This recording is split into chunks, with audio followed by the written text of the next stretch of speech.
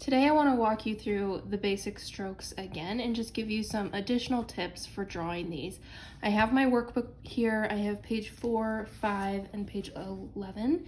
And I also have my walnut ink and my pointed pen ready. So let's jump in. All right, the first of the basic strokes is the upstroke. And the biggest issue I see with this one is people trying to get it too thin. And so when you're trying to get it too thin, sometimes it can end up looking really shaky because, for example, if you're trying to get it super thin, then it's just a little more shaky, not as smooth. So the real key here is you just want it to be thinner than your downstrokes. So as long as there's a difference between the two, it's fine. It doesn't need to be super, super thin. The next one is the downstroke. And I'm gonna slide my paper down with each one a little bit.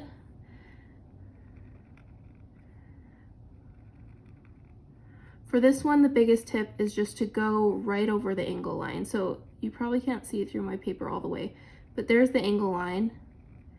And you'll just wanna draw right over the top of those just to make sure that you get the angle correct. And you're just doing full pressure, and you can kind of feel out how much pressure you can get with certain nibs. Something that I just noticed, if I try to do too much pressure, then all the ink runs down. Did you see that? And it's not in the vent anymore. So you don't want to put too much pressure. You want to try to find a happy medium where you're still getting a thick pressure, but you're not losing all your ink out of your vent. The next one is the overturn. This one starts at the baseline, and as you're curving up, it's right about here you're starting to add pressure and you move down.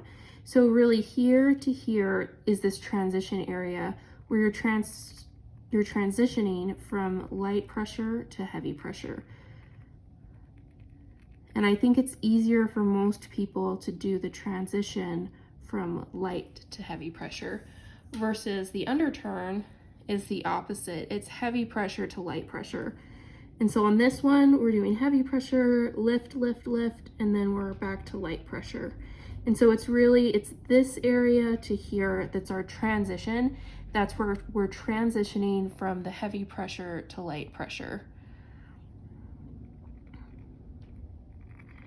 And something that can happen a lot with these is that people don't quite get the transition at the right time. So you can see here that a portion of this is still too thick. You want it really, the full pressure is ending here versus down here. The commandant is like a little mini underturn. So the trick here is just that it's shorter. So the transition, you're just barely getting a tiny little bit with full pressure, and then you're almost instantly transitioning to thin. On the next page, we have the compound curve. This is a combination of the overturn and the underturn.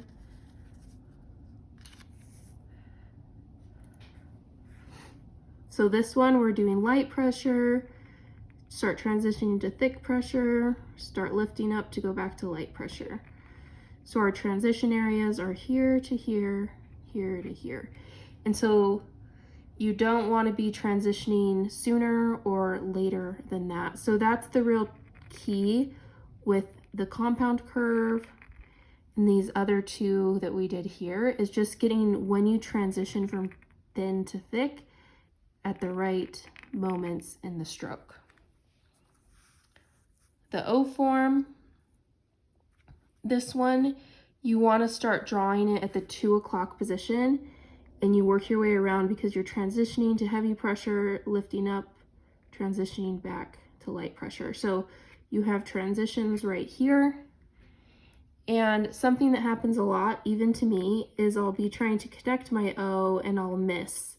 And so they don't actually connect. And so what I like to do to help with that is as I'm drawing it, as soon as I get to this point, my eye is on the ending, and that usually helps you actually connect it.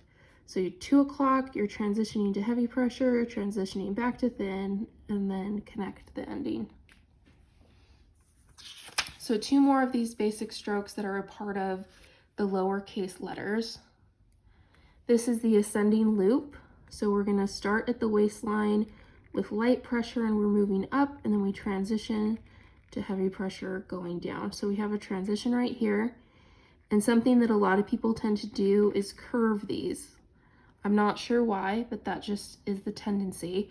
So we just want to make sure that we keep this nice and straight, and it can just follow. If here's my angle line, it can just follow the angle line exactly. You can even draw them right over the top of the angle if that's helpful. The last one is the descending loop. This one starts at the waistline and you're coming down with full pressure, transition to light pressure, and come back up. So here's our transition area. And the thing that's trickiest about this one is that you want the loop to be the same size as the loop would be up here. But at least for me, the loop on these ones tends to be larger. And so that's something to just watch for. You want the loops to be similar in size.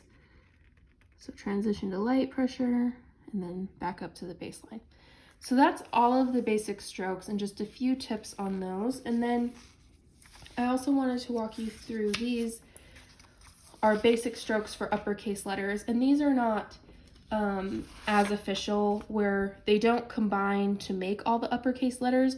They're just different strokes that are used quite often and just good for practicing to get familiar with your brush pen. So the first one is called a swell stroke. This one is we're starting with just a little bit of pressure, moving down with a lot of pressure, and then ending with light pressure.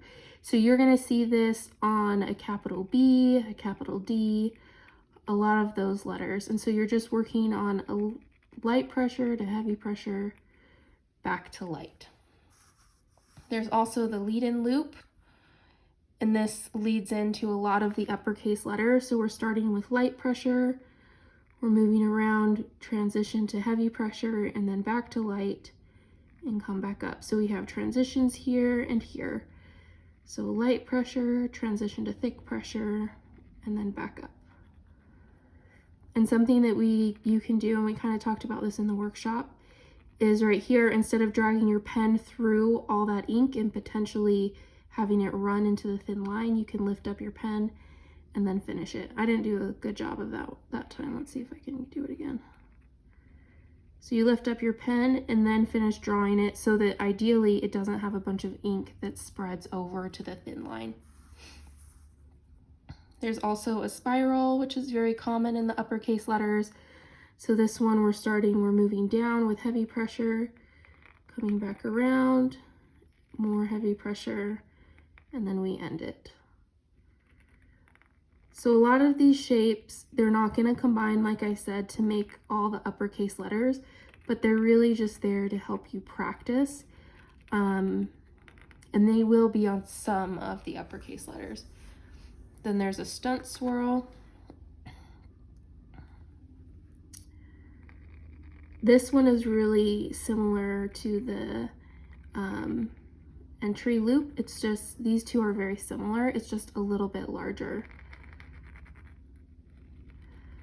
And just remember on this one, because it is larger, just remember you can move your whole arm as you're drawing it. It doesn't have to just be your wrist and your fingers that are making the movement. And then the last one is a crossbar, and this is going to be, it is on the lowercase t, but it's on the A and the H. And just practicing just a nice smooth curve, where it's curving up and curving back down. And it's a hairline, nice and thin. Anytime your pen is moving horizontally, it'll be a hairline. You won't be adding pressure to it. So those are just a few tips. I hope that helps as you're drawing the basic strokes, and please let me know if you have any questions.